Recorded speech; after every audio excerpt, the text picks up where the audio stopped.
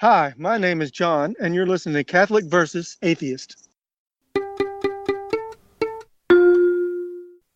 So just tell us a little bit about yourself, if you would, please. Who you are, what you believe, and why you believe it.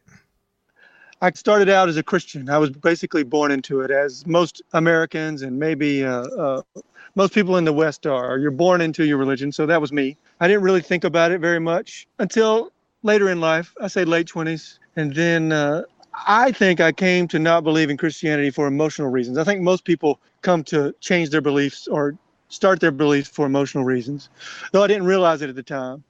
You know how that goes. For me, ultimately, when I think back on my changing belief from Christianity to not Christianity, though I didn't know what I was doing, it was what I call the problem of unnecessary suffering that convinced me that there's not this all-powerful God that cares about us. Yeah. Before we get into the problem of evil or the problem of suffering and all the interesting philosophical questions that you have for me too, can you just talk a little bit about your experience as a Christian, especially when you were very young? I want some biographical background and just flesh it out so the listener gets an idea of who you are. I grew up as an evangelical Christian. I went to an Assembly of God church. Unfortunately, I was also had to go to Bill Gothard seminars. I don't know if you've ever heard of that. It's a little wacky. My parents were extremely evangelical. So Bill Gothard is a guy who has like a cult-like following. I don't think they're really a cult, but it's cult-like. You go to the seminar, you live your life like Bill Gothard tells you to live. You have these workbooks that you do, and it's a whole thing. And early on, I thought that was just weird. I didn't like it. I wondered how a man who'd never been married can have entire series on marriage counseling. It was just weird to me.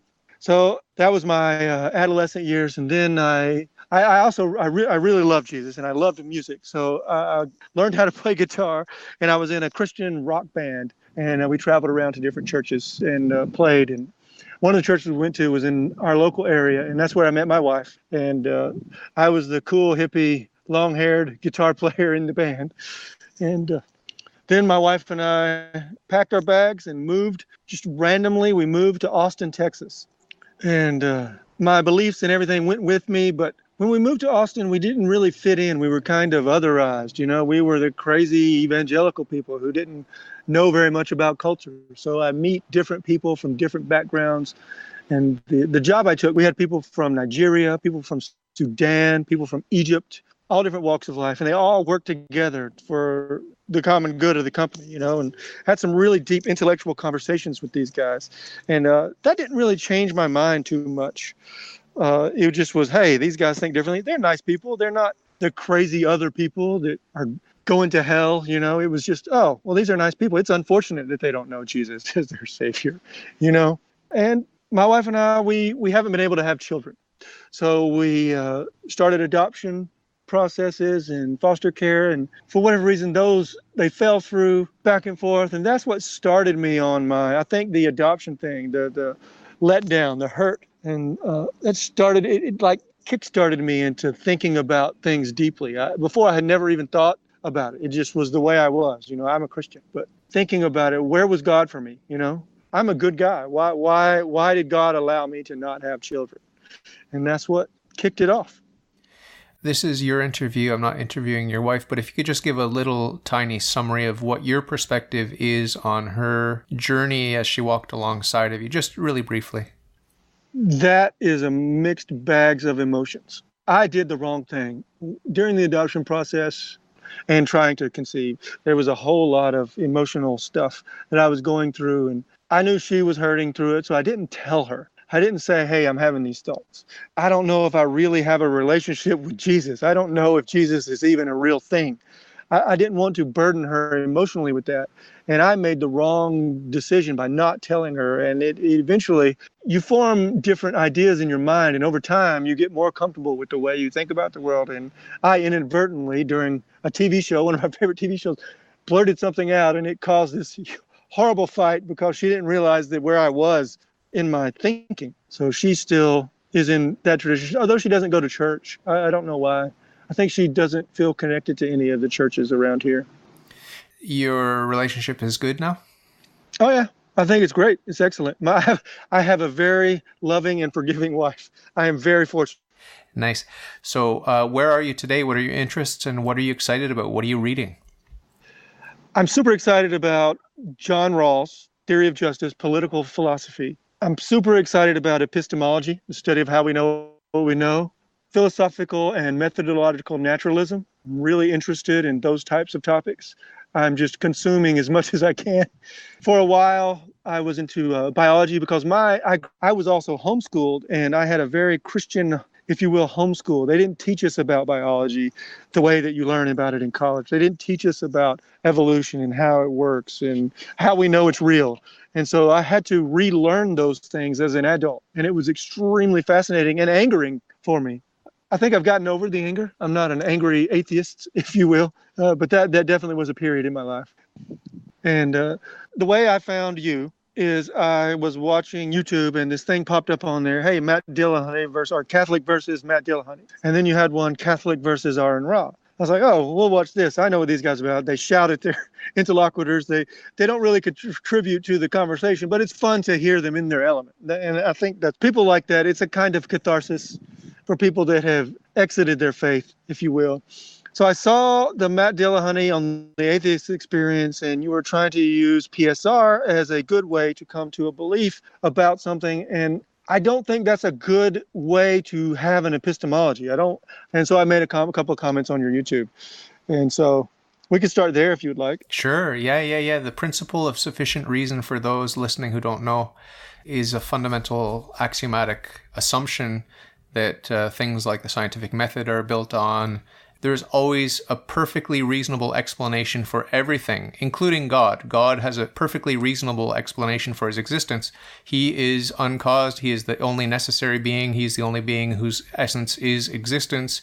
He is that than which nothing greater can be conceived. He is infinite in every perfection, and so on and so forth. So everything has a perfectly reasonable explanation. When we're in the laboratory looking at data that we've collected, when we see anomalous data, we always ask, why is there this anomaly? Is it human error? Is there something exceptional that we didn't take account of? Is there a variable that we weren't able to eliminate from our experimentation? What is this anomaly that's making my nice smooth curve of data jagged at that one particular point? And so if you're a true scientist who knows that the principle of sufficient reason is universal and there is no exception to the principle of sufficient reason, you will never say that that data point has no explanation. That data point is random in the strict sense of the word, meaning uncaused. We always know there is a cause for everything. So that's my take on the PSR. I think it's airtight. I think if you argue against the PSR, you have abandoned reason, period. I think you're right to a point. I think the principles of sufficient reason can be used hand in hand with statistical analysis, which is something we use in science. I think it doesn't work for that reason to account for the beginning of the universe, say, or where is God? What is God? I don't think we can use it for that. We haven't really observed anything coming into existence. So we can't apply the principle of sufficient reason because we have a subset of one. So in statistics, you can't make assumptions about how to quantify it if you only have a variable of one. The arguments for the existence of God are not statistical. The arguments for the existence of God are not empirical either. The arguments for the existence of God are purely rational, and they are arrived at in a negative fashion, meaning that we have no other alternative but to admit, even though it's paradoxical, we have no other alternative because of the contradictions that arise when we examine the other possibilities, that there is no first cause or that the first cause is purely natural. Those possibilities lead to genuine contradiction, and therefore we have to acknowledge, even though it's paradoxical, we have to acknowledge that there is a first cause and that that first cause is not natural, and that it is the source of everything that is in the natural world comes from this uncaused first cause, which is supernatural. It's not natural, and it's infinite in every perfection because of the principle that an effect cannot be greater than its cause.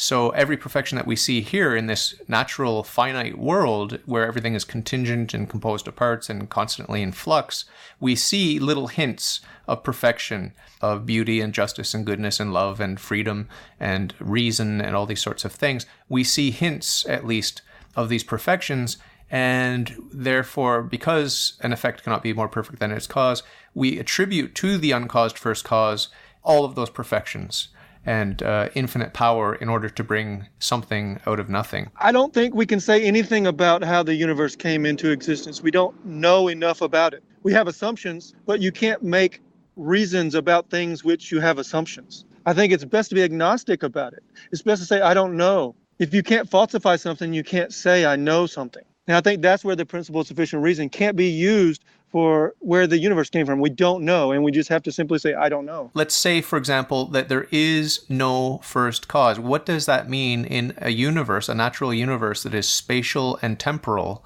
What that means necessarily is that there's infinite time behind us. And it means that there's infinite time behind every point of time.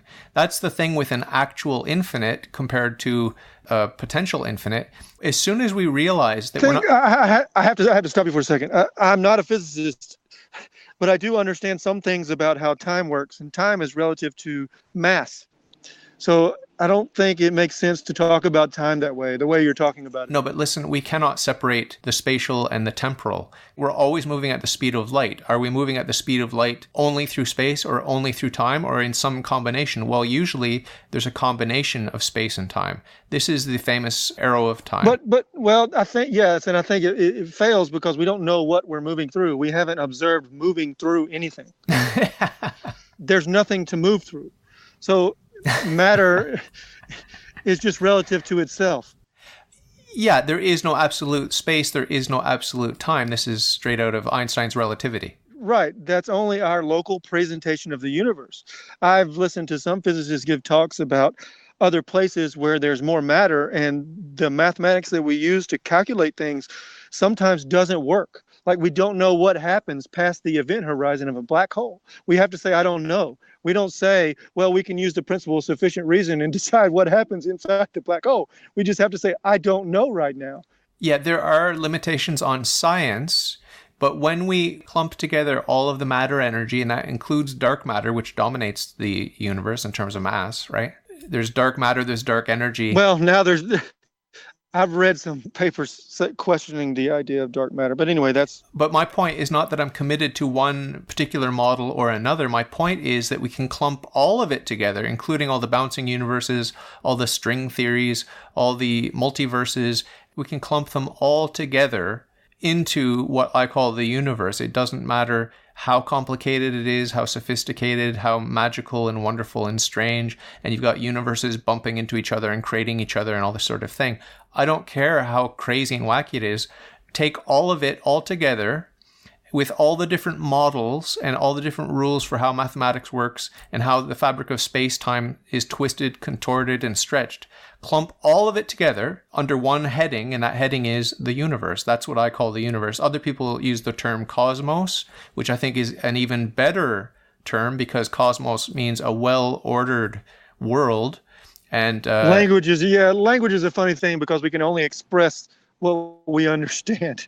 So when we talk about things we don't understand, it's weird. Yeah. If you want to go down that route, we're not going to get very far. No, that was another interest of mine some time ago. Postmodernism. Not exactly postmodernism. The theory of language and how we can only use words to describe. It's not exactly postmodern. Postmodernism is rooted in that. Yes. Yeah.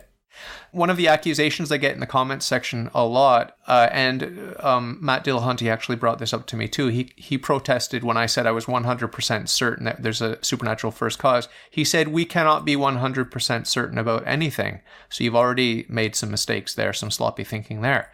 But what I say is that we have access to reality with our senses. The real world is real. There are many things we can know with 100% certainty by using pure reason, unaided by faith, unaided by empirical and inductive methods. I don't know. I think there's the we could live in a simulation idea. I don't think we live in a simulation. I have to live my life as if I don't live in a simulation, or else I'll just be solipsist. But I think that's a possibility. We can't rule that out. I mean, in the Catholic doctrine, we basically live in God's simulation. So Yeah. If you read mystical theology, I think you will see a definite overlap with things like solipsism and Buddhism. You will see an overlap. And I think that's valid. I think that like I said, I think there's truth in every worldview and every philosophy. Even Scientology is full of truth, Catholic truth. So there's a planet Kolob. That part I don't think is true. The thetans, we all have thetans that live inside of us. That part is also not true. I guess it's a question of equivocation. Like when they say Thetan, I say demon, and then it's true, you know. What is a demon? The name of the office is angel. The name of the nature is spirit. So God created spirits who are incorporeal, meaning they don't have bodies. They're just pure intellect. I know what the doctrine says. I'm asking what a demon is. Like, how do you know what a demon is? Demons are fallen angels. They're angels that rebelled against God. How do I know that? Yes. It's dogmatic teaching of the church that I belong to. This is So you believe in demons because the church said that demons are real. That's one reason. It's not the only reason. That's not a good reason. We need to tear down my Catholicism and then tear down my Christianity and then tear down my monotheism and then start from scratch, which is solipsism. The first step for the atheist is to move from atheism to monotheism. And then we can have fun deciding if it's Judaism, Christianity, or Islam. And then if you choose Christianity, we can have fun arguing from authority that the Holy Roman Catholic Church is the one true church of Jesus Christ. But if you don't believe in Jesus Christ, there's no point in talking about Catholicism. And if you're not a monotheist, there's no point in talking about Jesus Christ or Christianity. We need to start at the beginning. We need to start with God, the first cause, and we need to start... Methodological naturalism. I don't think we can understand the world in any other terms except for the naturalistic. We are hopeless in that respect. We cannot understand anything outside of the natural, as far as I can tell. I don't know what it means when you say spiritual. It is a nonsense word. It will be nonsense until you get that first step of monotheism. All of the monotheists believe in demons. So you need to take that first step. So that's what we need to focus. Yeah. Judaism, Christianity, and Islam. Sikhism? I categorize Sikhism as solipsism because there's only one outcome. You are guaranteed to go to heaven. Basically, you are God already. Right, but there's an ultimate deity, is what I think. If we can talk about like definitions, but I don't know if that's productive. I don't want to define something into existence and be guilty of saying this thing exists because it has to exist because I defined it that way. That's just stupid. And I think that's what principle of sufficient reason does when you try to use it to say God exists. I don't think it solves any problems. It's not explanatory. I think you have to be explanatory to say you have knowledge. You have to be able to demonstrate it. What you are asserting, sadly and tragically, is that you do not have free will, first of all. You don't have the free use of reason. You can't weigh options in your mind and come to a rational decision about it. You're just a machine, right? Because you don't have free will. I'm going to save a whole big conversation. I think I'm a compatibilist. Yeah, but compatibilists are hard determinists. Right, but it feels like we have free will. Yeah, but that's just a feeling. And that's important. Just a feeling. Yes, it's just a feeling.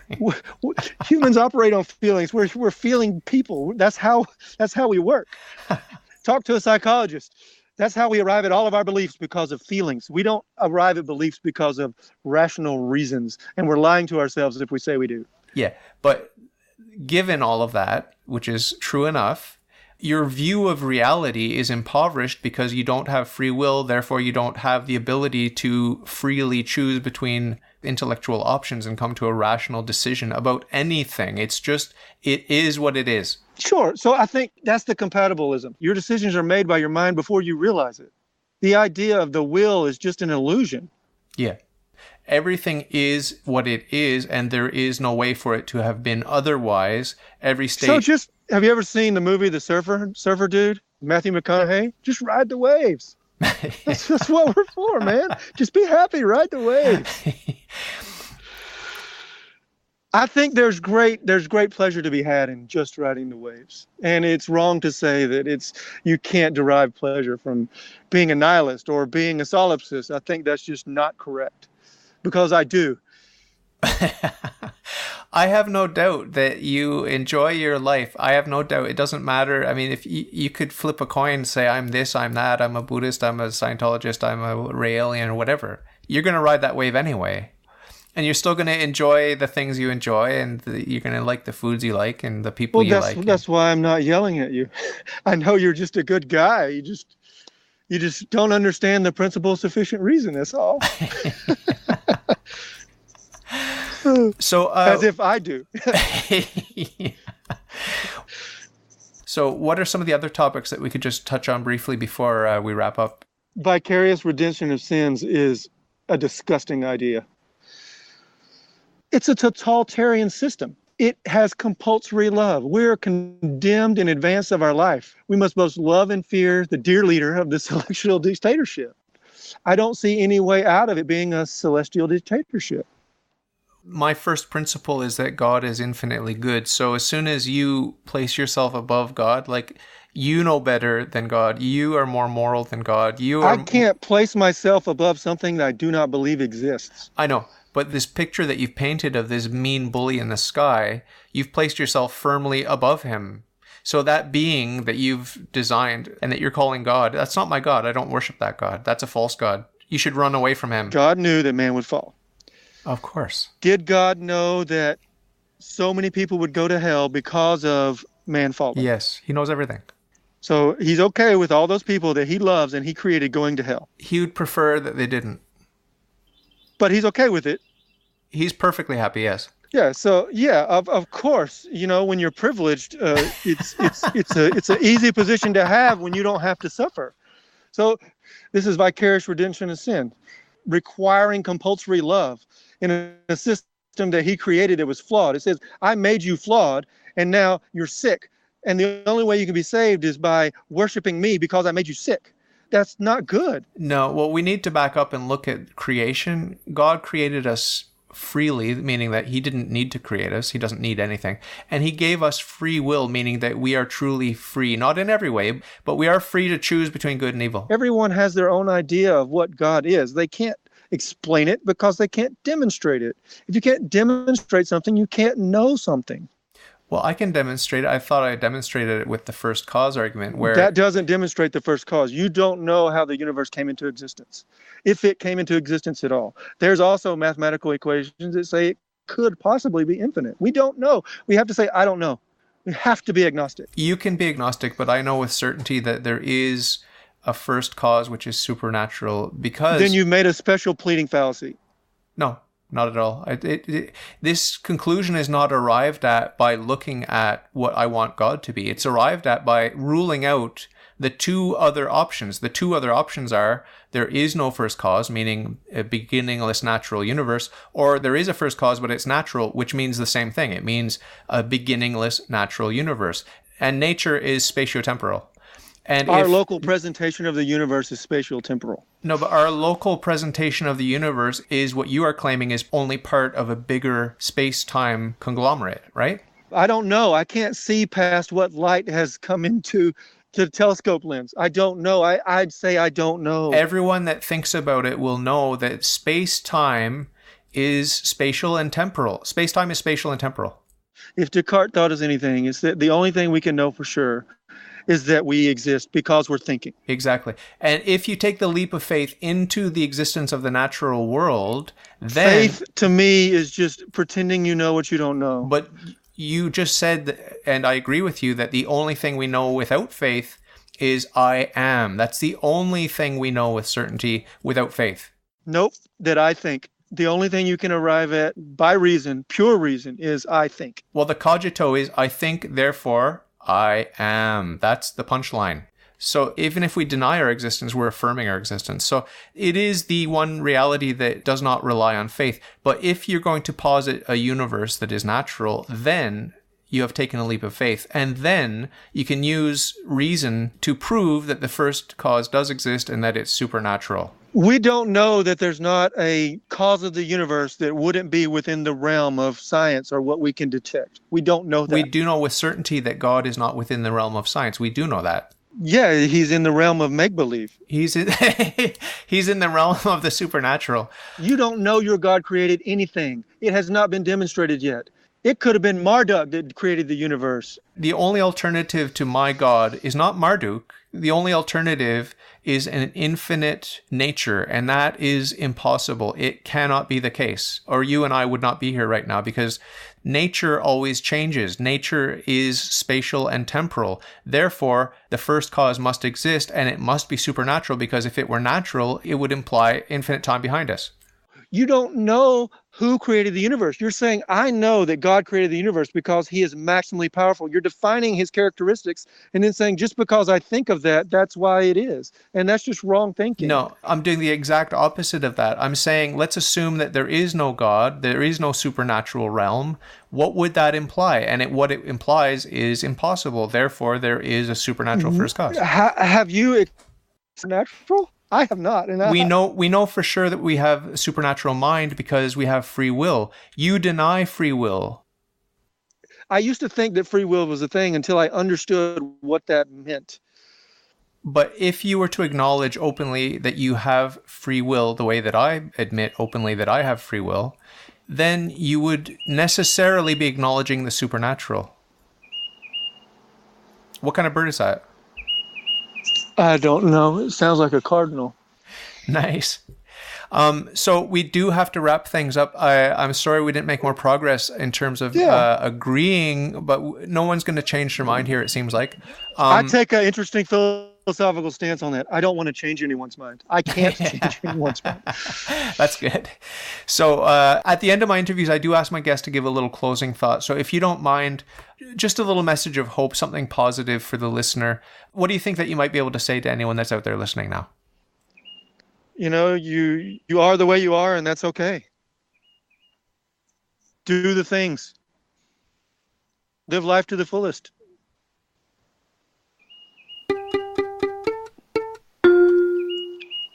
If you like your worldview, if you think it's swell, if you've got some questions, ask me and I'll tell. All you got to do is ask. All you got to do is